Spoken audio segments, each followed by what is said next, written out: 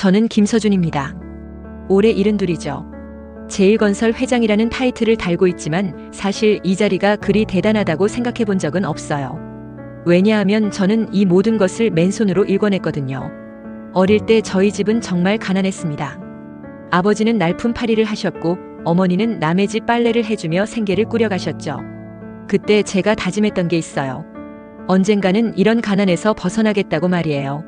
중학교도 제대로 못 나온 저였지만 건설 현장에서 허드렛일부터 시작했습니다. 벽돌 나르고 시멘트 섞고 그런 일들이었죠. 하지만 저는 그냥 일만 한 게 아니에요. 현장에서 일하면서도 밤에는 야간학교를 다녔고 주말에는 도서관에서 건축 관련 책들을 파고들었습니다. 그렇게 10년을 버텼더니 기회가 왔어요. 작은 하청업체를 차릴 수 있게 된 거죠.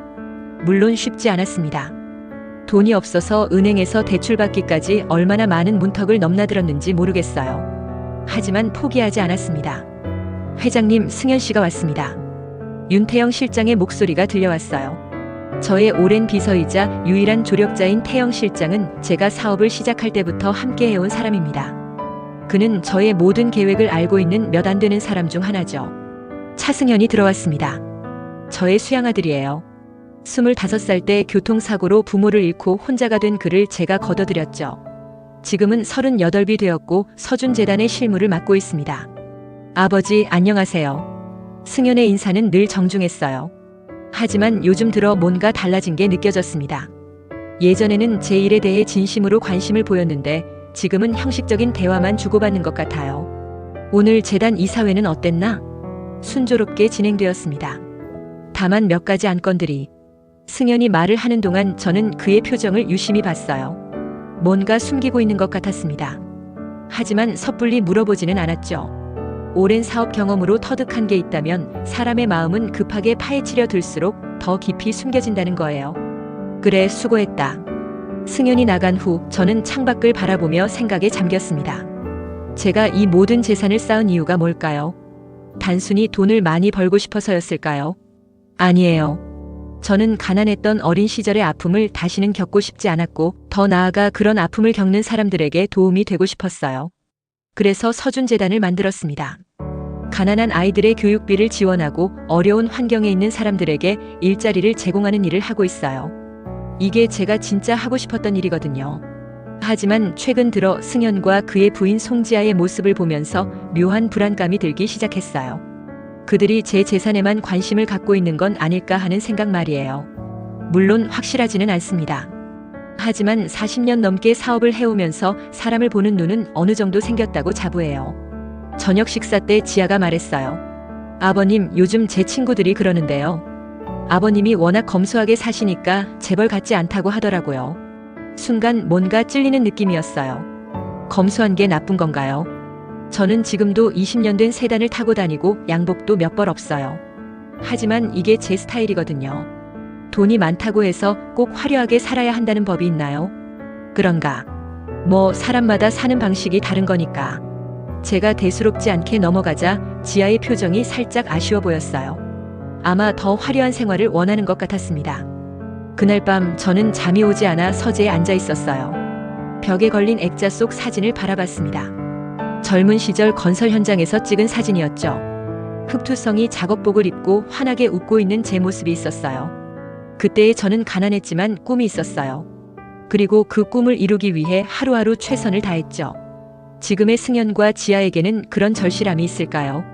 그들은 제가 이미 쌓아놓은 재산 위에서 편안하게 살고 있을 뿐이에요. 물론 그들을 나무랄 수만은 없어요. 제가 그들에게 그런 환경을 만들어준 거니까요. 하지만 가끔은 궁금해집니다. 만약 제가 아무것도 없는 상태가 된다면 그들은 여전히 저를 가족으로 여길까요? 다음 날 아침 저는 평소와 같이 6시에 일어나 운동을 했습니다. 나이가 들어도 건강만큼은 소홀히 할 수 없거든요. 건강을 잃으면 모든 걸 잃는 거라고 생각해요. 아침 식사 자리에서 승현이 말했어요. 아버지, 오늘 중요한 미팅이 있습니다. 신도시 개발 프로젝트 관련해서요. 그래, 잘 부탁한다. 저는 요즘 실무에서 많이 손을 뗐어요. 승현이 충분히 할 수 있다고 믿었거든요. 하지만 가끔씩은 현장을 점검해보고 싶은 마음이 들어요. 혹시 제가 함께 가도 될까? 아, 그러실 필요 없습니다. 제가 잘 처리하겠습니다. 승연의 대답이 너무 빨랐어요. 뭔가 저를 배제하려는 느낌이 들었습니다. 하지만 그냥 넘어갔죠. 아마도 제가 너무 예민하게 받아들인 것일 수도 있으니까요. 승연이 나간 후 지아가 다가왔어요. 아버님, 오늘 백화점에 가려는데 함께 가실래요? 아니다, 난 할 일이 있어서. 사실 특별한 일은 없었어요. 하지만 지아와 백화점에 가는 건 좀 부담스러웠습니다. 지아는 늘 비싼 것들만 골라서 사거든요. 물론 돈이야 충분하지만 그런 소비 패턴이 마음에 들지 않았어요. 오후에 태영 실장이 찾아왔습니다. 회장님, 말씀드릴 게 있습니다. 뭔데? 승연 상무님 관련해서인데요. 오늘 신도시 프로젝트 미팅에서 좀 이상한 일이 있었습니다. 태영 실장의 표정이 심각했어요. 그는 저와 오랫동안 함께 일해왔기 때문에 웬만한 일로는 이런 표정을 짓지 않거든요. 어떤 일인데? 프로젝트 조건을 의도적으로 불리하게 협상한 것 같습니다. 저희가 더 좋은 조건을 받을 수 있었는데도 말이에요. 순간 머리가 복잡해졌어요. 왜 승연이 그런 일을 했을까요? 실수였을까요? 아니면 다른 이유가 있는 걸까요? 확실한가? 네, 제가 직접 확인했습니다. 상대방 업체에서 더 좋은 조건을 제시했는데도 승연 상무님이 거절했어요. 이상했어요. 승연은 원래 꼼꼼하고 신중한 사람이거든요. 그런데 왜 이런 실수를 했을까요? 아니, 실수가 아니라면 더 큰 문제죠. 알겠다. 일단 더 지켜보자. 태영 실장이 나간 후 저는 혼자 생각에 잠겼어요. 혹시 승연이 저를 일부러 곤란하게 만들려는 건 아닐까요? 만약 회사가 어려워지면 제가 더 많은 것을 그에게 의존하게 될 테니까요. 아니에요. 이런 생각을 하는 제가 더 이상할지도 모르겠어요.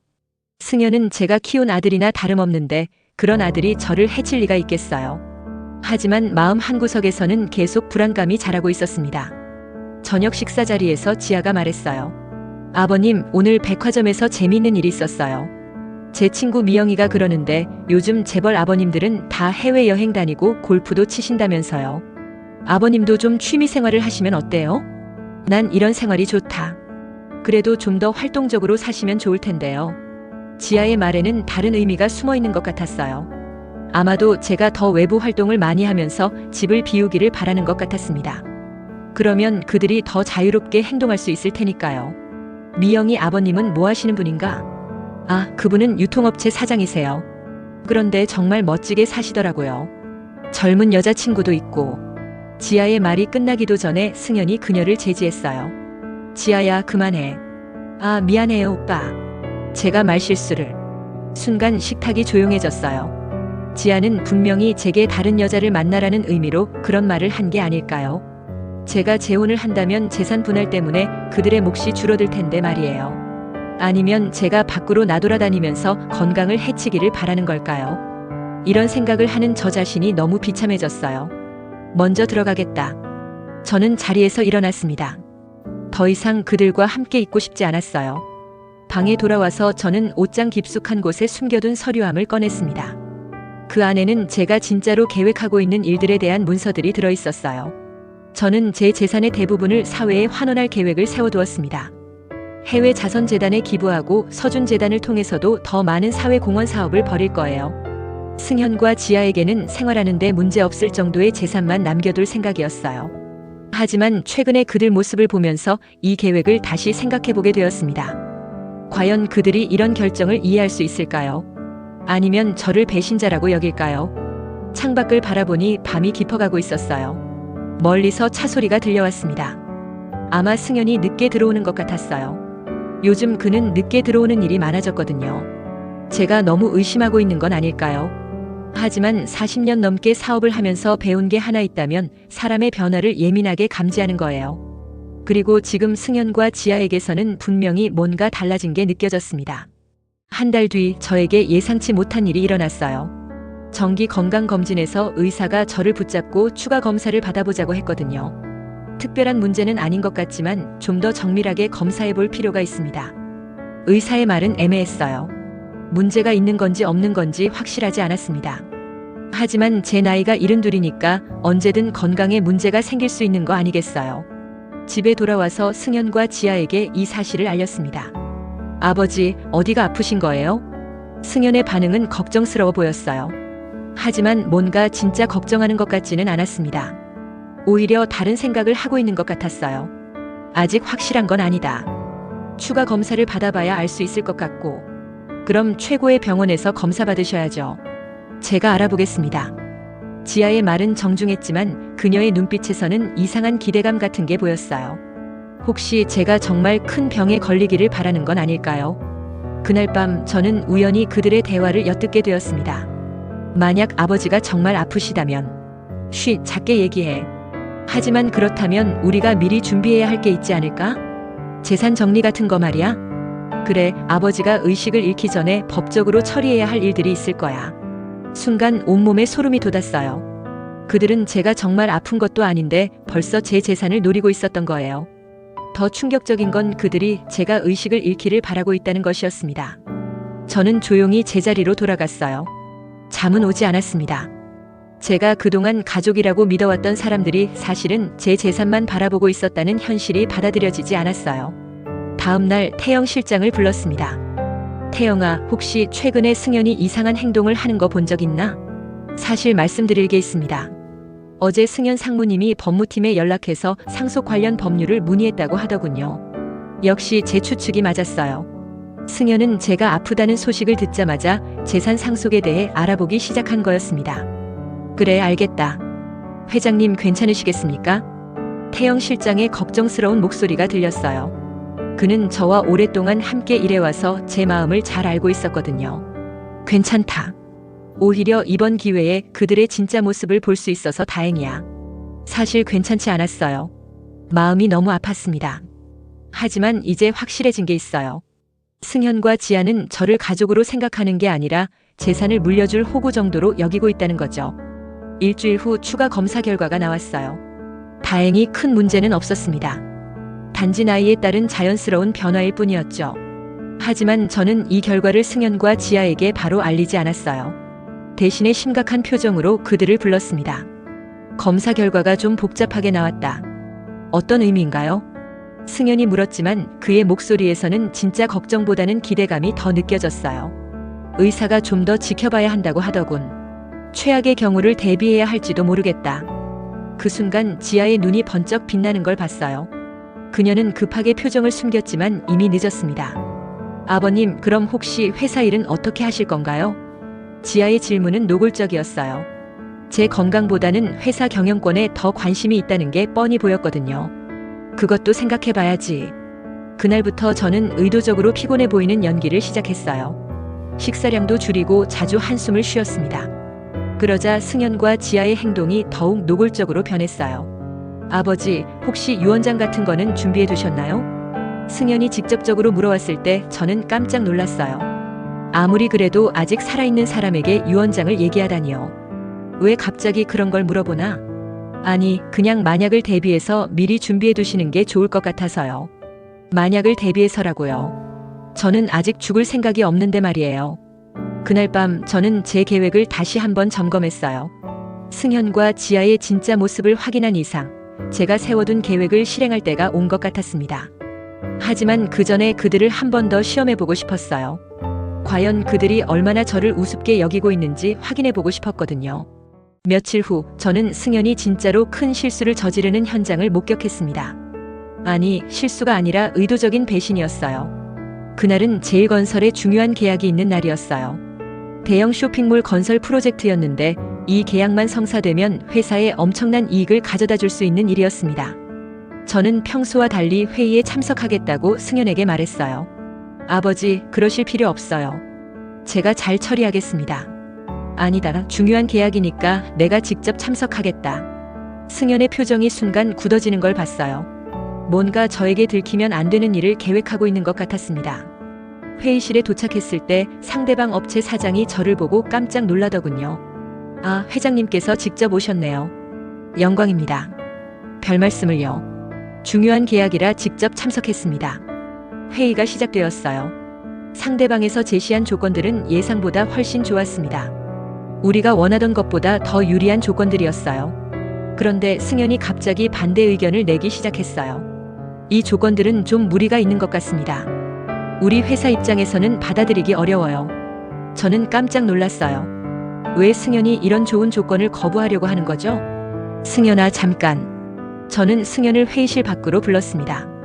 왜 저런 좋은 조건을 거부하려고 하나? 아버지, 겉으로는 좋아 보이지만 나중에 문제가 될 수 있어요. 어떤 문제?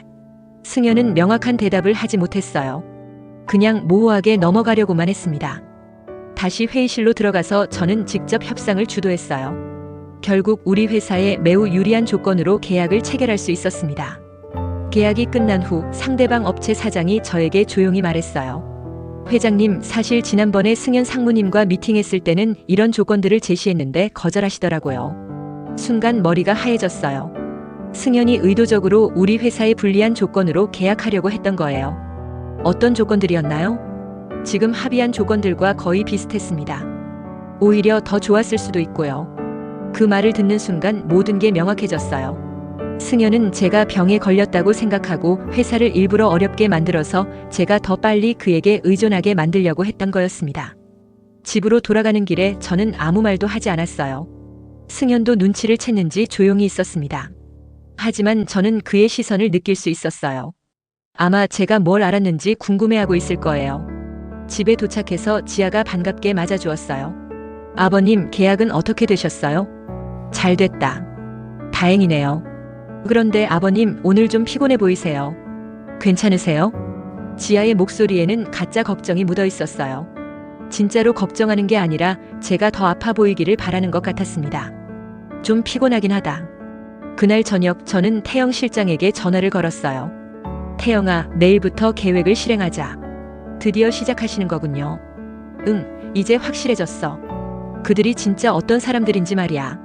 전화를 끊고 나서 저는 창밖을 바라봤어요. 내일부터 모든 게 바뀔 거예요. 승현과 지아가 그동안 제게 얼마나 가식적으로 대해왔는지 그들 스스로 깨닫게 될 거거든요. 그날 밤 늦게 승현과 지아가 나누는 대화를 또 엿듣게 되었습니다. 오늘 아버지 표정이 이상했어. 뭔가 눈치챈 것 같아. 설마 우리가 그렇게 티났을 리 없어. 하지만 만약을 대비해서 좀 더 빨리 움직이는 게 좋을 것 같아. 어떻게? 아버지가 더 아픈 것처럼 보이게 만들어야 해. 그래야 우리가 회사 경영권을 넘겨받을 명분이 생기거든. 저는 더 이상 듣고 싶지 않았어요. 이미 충분히 들었거든요. 그들이 제게 얼마나 악의를 품고 있는지 말이에요. 방으로 돌아와서 저는 오래된 사진첩을 꺼내봤어요. 승연을 처음 만났을 때 사진이 있었습니다. 25살의 어린 승연이 제게 고마다고 눈물을 흘리며 인사하는 모습이었어요. 그때의 승연은 진심이었을까요? 아니면 그때부터 이미 계산하고 있었던 걸까요? 지금 와서는 알 수가 없어요. 하지만 한 가지는 확실해요. 지금의 승연과 지아는 제가 생각했던 사람들이 아니라는 거죠. 그들은 저를 사랑하는 게 아니라 제 재산을 사랑하고 있었어요. 내일부터 저는 그들에게 진짜 시험을 해볼 계획이에요. 만약 제가 정말 가난해진다면 그들이 어떻게 행동할지 보고 싶거든요. 그때까지도 저를 가족이라고 생각할지 아니면 바로 등을 돌릴지 말이에요. 사실 답은 이미 알고 있어요. 하지만 그들 스스로 깨닫게 해주고 싶어요. 자신들이 얼마나 추악한 사람이 되었는지 말이에요. 다음 날 아침 저는 평소보다 일찍 일어나서 태영 실장을 만났어요. 우리가 준비한 계획을 최종 점검하는 시간이었습니다. 모든 준비는 끝났습니다, 회장님. 서준재단 이사회에서 나를 해고하는 것처럼 보이게 할 수 있겠나? 네, 이사들에게는 이미 설명했습니다. 회장님의 시험이라는 것도 알고 계시고요. 태영 실장은 제 유일한 조력자였어요. 그는 제가 진짜 어떤 사람인지 그리고 왜 이런 시험을 하려는지 완벽하게 이해하고 있었습니다. 그럼 오늘 오후에 시작하자. 집으로 돌아와서 저는 평소와 다름없이 행동했어요. 하지만 마음속으로는 긴장되고 있었습니다. 오늘부터 제 인생의 가장 중요한 실험이 시작되는 거니까요. 점심시간에 승연이 전화를 걸어왔어요. 아버지, 급한 일이 생겼습니다. 재단 이사회에서 갑자기 회의를 소집했어요. 무슨 일인데? 잘 모르겠어요. 하지만 아버지께서 참석하셨으면 좋겠다고 하네요. 저는 이미 무슨 일인지 알고 있었어요. 하지만 모르는 척 연기해야 했습니다. 그래, 지금 갈게. 재단 사무실에 도착했을 때 이사들이 심각한 표정으로 앉아 있었어요. 그들도 연기를 하고 있는 거였지만 정말 그럴듯했습니다. 회장님, 앉으세요. 이사장이 저를 보며 말했어요. 그의 표정도 평소와 달리 차갑게 느껴졌어요. 무슨 일입니까? 최근 재단 운영에 문제가 있다는 제보가 들어왔습니다. 회장님께서 개인적인 목적으로 재단 자금을 사용하셨다는 내용입니다. 순간 승연이 깜짝 놀라는 모습을 봤어요. 그는 정말 모르고 있었던 것 같았습니다. 그런 일은 없었습니다. 하지만 증거가 있습니다. 여러 차례에 걸쳐 개인 계좌로 자금이 이체된 기록이 있어요. 물론 이것도 연기였어요. 그런 일은 전혀 없었거든요. 하지만 승연과 지아를 속이기 위한 거짓 증거들을 만들어둔 상태였어요. 이사회에서 결정했습니다. 회장님께서는 오늘부로 모든 직책에서 물러나 주셔야겠습니다. 그 순간 저는 정말 충격을 받은 것처럼 연기했어요. 실제로는 제가 다 계획한 일이지만 그들 앞에서는 당황스러워 보여야 했습니다. 이건 말이 안 됩니다. 제가 언제 그런 일을... 죄송합니다, 회장님.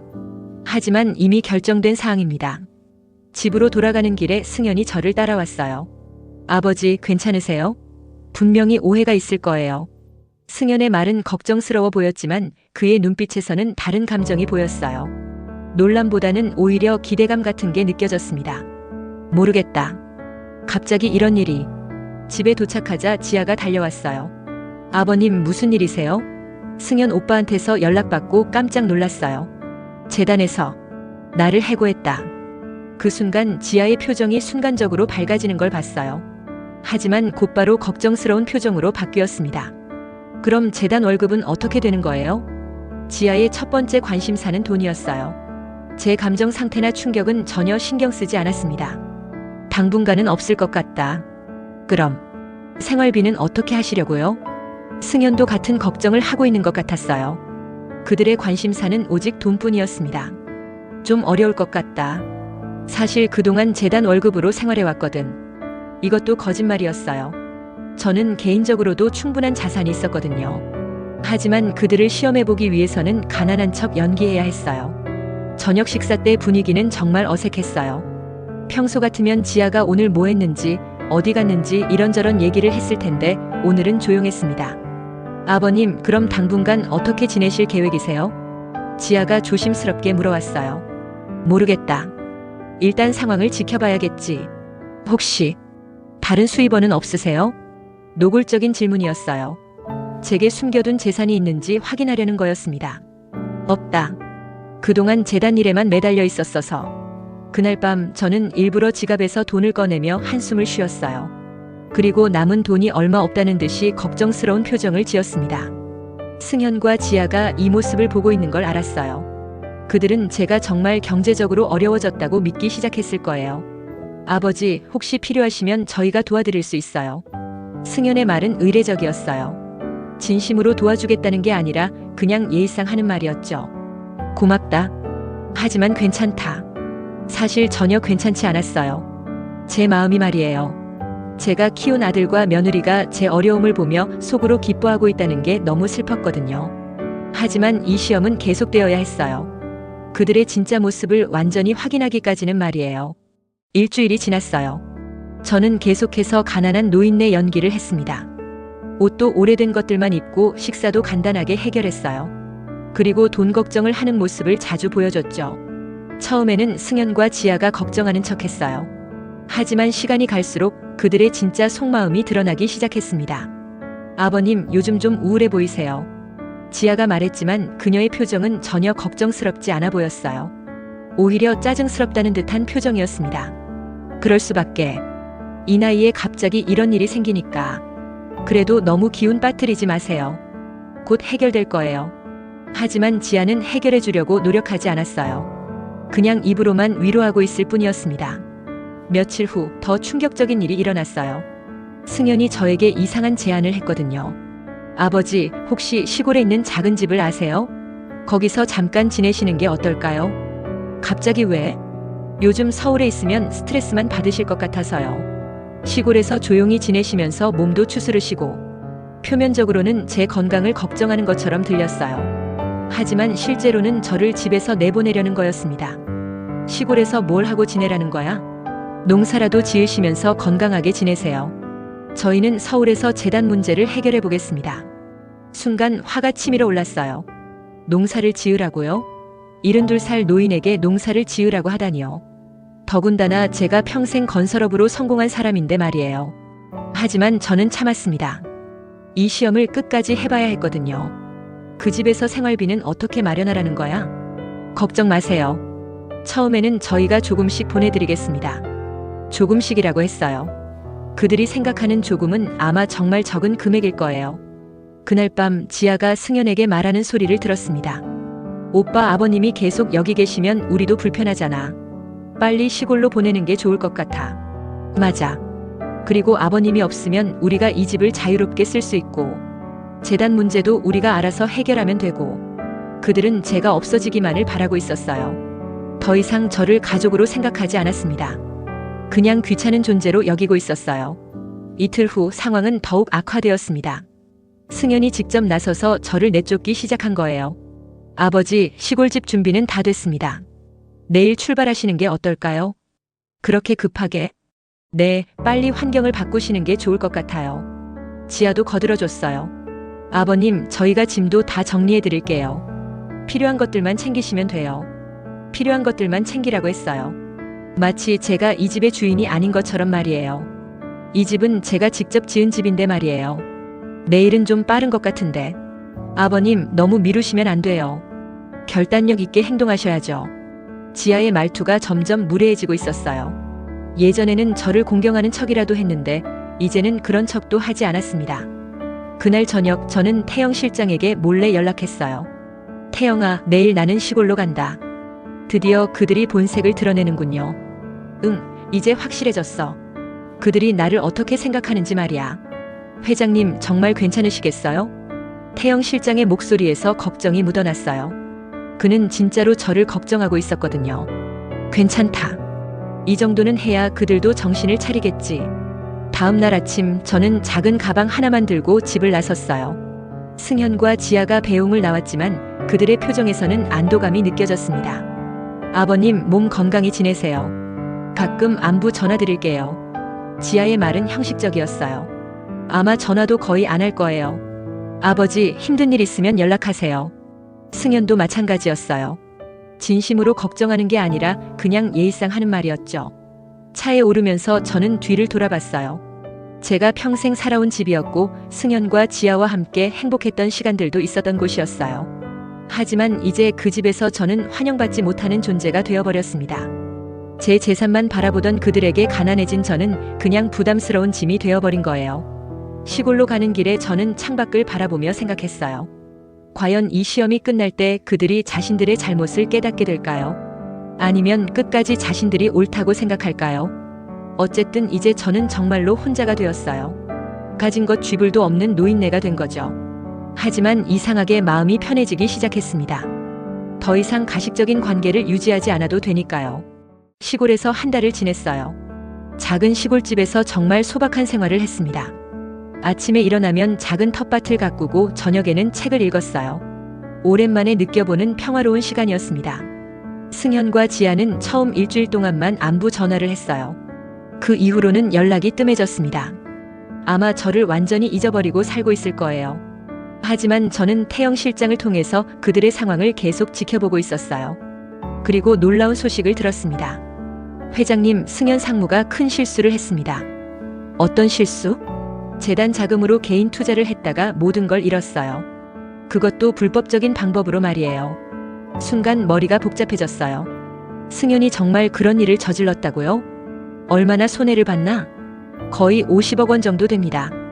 그리고 이 사실이 이사회에 알려지면서 승현 상무도 재단에서 해고되었어요. 승현이 재단에서 해고되었다고요? 그럼 이제 그들도 저와 똑같은 상황이 된 거네요.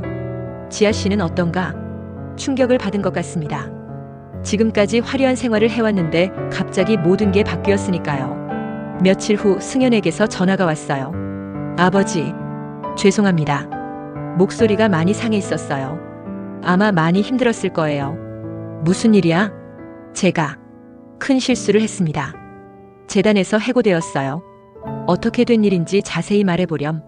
승현은 울먹이는 목소리로 자신이 저질렀던 일들을 고백했어요. 재단 자금을 빼돌려서 주식 투자를 했다가 모든 걸 잃었다고 했습니다. 왜 그런 일을 했니? 돈이 필요했어요. 지아가 원하는 생활을 해주려면 더 많은 돈이 필요했거든요. 결국 모든 게 돈 때문이었어요. 저를 내쫓으면서까지 차지하려고 했던 그 돈 때문에 자신이 망하게 된 거죠. 지금 어디에 있니? 서울에 있어요. 하지만 집도 뺏겼어요. 제가 살던 집까지 뺏겼다고요. 그럼 그들이 갈 곳이 없다는 얘기네요. 그럼 지금 어디서 지내고 있는 거야? 친구 집에서 임시로. 아버지, 정말 죄송해요. 제가 너무 어리석었어요. 이제 와서 사과하고 있었어요. 저를 내쫓을 때는 그런 미안한 마음이 전혀 없었으면서 말이에요. 며칠 후 더 충격적인 뉴스가 나왔어요. 텔레비전에서 제 이야기가 나오고 있었거든요.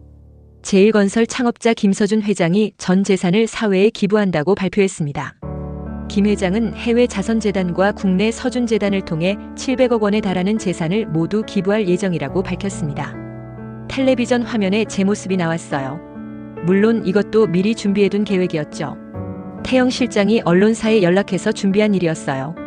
김 회장은 가난한 어린 시절의 경험을 바탕으로 사회의 어려운 이웃들을 돕고 싶다는 뜻을 밝혔습니다. 특히 교육 소외계층과 독거노인 지원에 집중할 계획이라고 했습니다. 뉴스를 보고 있는데 승현에게서 전화가 왔어요. 아버지, 뉴스 봤어요. 목소리가 완전히 달라져 있었어요. 충격과 당황, 그리고 후회가 섞인 목소리였습니다. 그래, 700억을 모두 기부하신다고요? 그럴 계획이야. 순간 전화 너머로 지아의 울음소리가 들려왔어요. 아마 자신들이 놓친 게 얼마나 큰 돈인지 깨달았을 거예요. 아버지, 저희가 몰랐어요. 아버지가 그렇게 많은 재산을. 너희는 내가 가난하다고 생각했지. 죄송해요. 정말 죄송해요. 저희가 잘못 생각했어요. 하지만 이미 늦었어요. 그들이 저를 어떻게 대했는지는 이미 확인했거든요. 제가 가난해졌다고 생각했을 때 그들이 보여준 모습이 진짜였어요. 아버지, 다시 기회를 주세요. 저희가 정말 잘못했어요. 기회를 달라고. 네, 저희가 다시 가족이 될 수 있도록. 가족이라고 했어요. 저를 시골로 내쫓으면서 가족이라는 말을 할 수 있는 건가요? 승현아, 너는 나를 가족으로 생각한 적이 있었니? 물론이죠, 아버지. 그럼 왜 나를 내쫓았지? 전화 너머가 조용해졌어요. 승현은 대답할 수 없었을 거예요. 자신들이 한 행동이 얼마나 잘못되었는지 이제야 깨달았을 테니까요. 아버지, 그때는 제가 정신이 없었어요. 정신이 없어서 아버지를 내쫓은 거야? 죄송해요. 정말 죄송해요. 하지만 사과한다고 해서 모든 게 해결되는 건 아니에요. 그들이 제게 보여준 진짜 마음은 이미 확인했거든요. 승현아, 지아한테도 전해줘. 너희들이 진짜 원했던 건 나를 사랑하는 게 아니라 내 재산을 차지하는 거였어. 그런데 그 재산은 이제 모두 다른 곳으로 갈 거야. 아버지, 그리고 너희가 나를 가난하다고 생각했을 때 어떻게 대했는지도 기억하고 있어. 전화를 끊었어요. 더 이상 들을 말이 없었거든요. 그날 밤 저는 오랜만에 마음이 편해졌어요. 드디어 모든 진실이 밝혀진 거죠. 승현과 지아가 저를 어떻게 생각하는지, 그리고 그들이 진짜 원하는 게 무엇인지 확실해졌어요. 700억이라는 엄청난 재산을 포기하게 된 그들의 충격과 후회도 이해해요. 하지만 그것보다 더 큰 건 진짜 가족을 잃었다는 사실이에요. 돈은 다시 벌 수 있지만 진정한 가족 관계는 다시 회복하기 어렵거든요. 일주일 후 승현과 지아가 시골집을 찾아왔어요. 그들의 모습은 처참했습니다. 예전에 입던 화려한 옷 대신 초라한 차림이었고 얼굴도 많이 야위어 있었어요. 아버지, 승현이 무릎을 꿇고 앉았어요. 지아도 따라서 무릎을 꿇었습니다. 용서해 주세요. 저희가 정말 잘못했어요. 하지만 저는 그들을 바로 받아주지 않았어요. 아직 확인하고 싶은 게 있었거든요. 지금 와서 왜 용서를 구하니? 저희가 아버지를 진짜로 사랑한다는 걸 깨달았어요. 언제 깨달았는데? 아버지가 700억을 기부한다는 뉴스를 보고 순간 그들의 표정이 굳어졌어요. 제가 정확히 핵심을 찌른 거였거든요. 아니에요, 그 전부터. 승현아, 거짓말하지 마라. 너희는 내가 가난하다고 생각했을 때 나를 어떻게 대했니? 승현은 대답하지 못했어요. 지아는 울고만 있었습니다. 내가 재단에서 해고당했을 때 너희는 뭐라고 했지? 시골에 가서 농사나 지으라고 했지 않았나? 아버지, 그리고 나를 이 집에서 내쫓을 때는 어떤 기분이었니? 시원하지 않았나? 그들은 아무 말도 하지 못했어요. 모든 게 사실이었거든요. 승현아, 지아야. 너희는 나를 사랑한 게 아니라 내 재산을 사랑했던 거야. 그게 진실이야. 아버지, 그게 아니에요. 저희는 정말 그럼 내가 지금도 가난하다면 너희는 여기 오지 않았겠지? 또다시 침묵이 흘렀어요. 그들도 자신들의 진심을 알고 있었거든요. 아버지, 기회를 주세요. 저희가 바뀔 수 있어요. 어떻게 바뀌겠다는 거야? 저희가 진짜로 아버지를 모시고 살겠어요.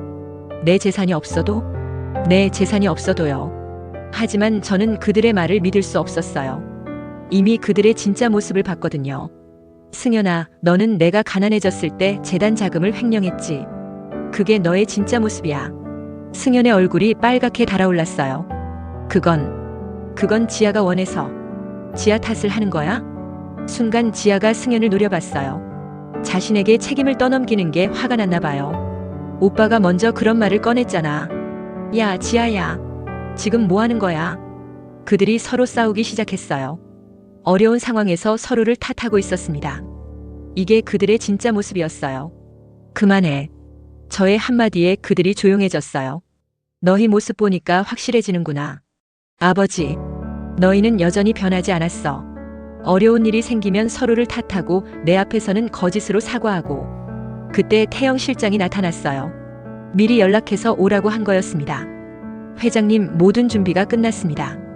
고맙다, 태영아. 승현과 지아가 태영 실장을 보며 당황했어요. 태영 실장님? 왜 여기에? 설명해 주겠나, 태영아. 태영 실장이 차분하게 말했어요. 사실 이 모든 건 회장님이 준비하신 시험이었습니다. 재단에서 해고된 것도 가난해진 것도 모두 연기였어요. 승현과 지아의 얼굴이 하얗게 변했어요. 시험이었다고요? 네, 회장님께서 여러분의 진짜 마음을 확인하고 싶어 하셨거든요. 그럼 아버지는 정말 가난한 게 아니었단 말이에요? 물론이죠. 회장님은 여전히 제일건설의 회장이시고 700억의 재산도 모두 살아계세요. 지아가 갑자기 밝은 표정을 지었어요. 그럼 다행이네요. 저희가 오해했구나. 순간 저는 화가 치밀어 올랐어요. 다행이라고? 아니, 그게 아니라 지아는 여전히 제 재산에만 관심이 있었어요. 자신들이 저지른 잘못에 대해서는 전혀 반성하지 않았습니다. 지아야, 너는 지금도 모르겠니? 내가 왜 이런 시험을 했는지. 죄송해요, 아버님. 미안하다고 해서 끝나는 게 아니야. 너희는 나를 배신했어. 승현이 다시 무릎을 꿇었어요. 아버지, 정말 잘못했어요. 다시는 그런 일 없을 거예요. 다시는? 이미 한 번 배신한 사람을 어떻게 믿겠니? 저는 그들을 보며 최종 결정을 내렸어요. 승현아, 지아야. 너희는 이제 내 가족이 아니야. 아버지, 내 재산은 계획대로 모두 사회에 기부할 거야. 너희가 받을 몫은 없어. 아버지, 그렇게 하시면 안 돼요. 지아가 울부짖었어요. 하지만 저의 마음은 이미 굳어져 있었습니다.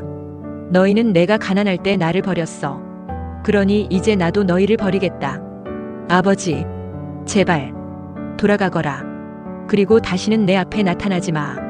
승현과 지아는 더 이상 할 말이 없었어요. 그들은 울면서 집을 떠났습니다. 그들이 떠나고 나서 저는 태영 실장과 함께 앉아 있었어요.